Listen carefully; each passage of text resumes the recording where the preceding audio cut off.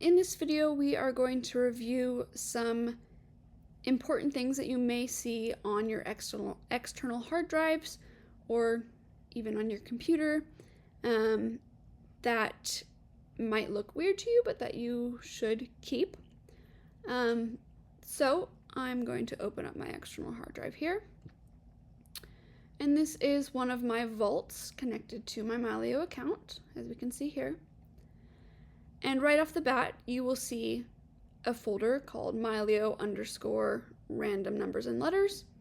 You should not change the name of this folder.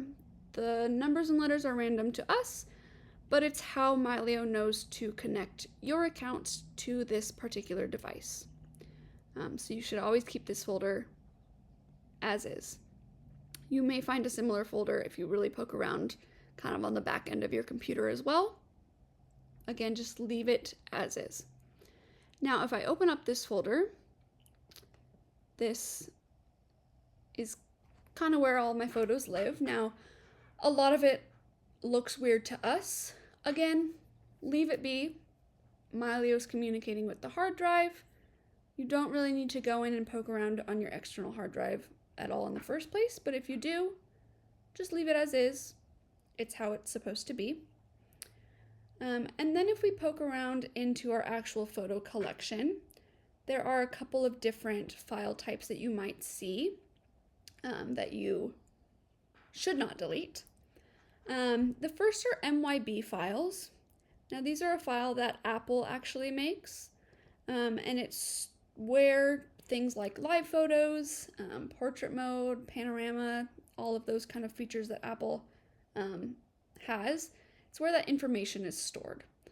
Or if you make changes to your photos in Apple, that information gets stored here. So you don't want to delete this file. It came in with Apple, and it is how Mylio knows how to display the photo to you.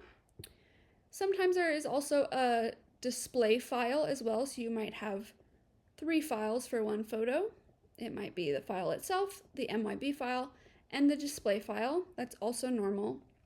Again, it's something that is brought in from Apple and just tells Mylio how to show you what the photo should look like essentially in your photo library.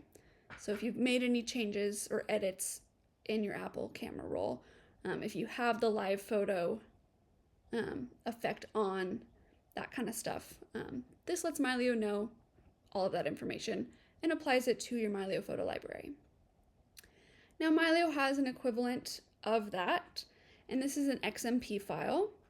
XMP is not Mylio specific though. It is a pretty standard metadata container file type.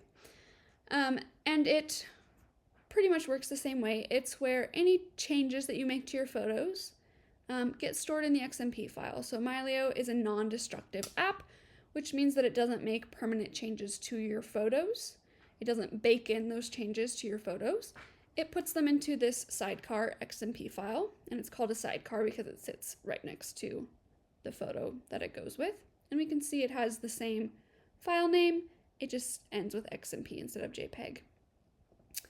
So you should not delete these files at all. If you delete them, then any changes you've made to that photo will also be deleted in your Mylio account.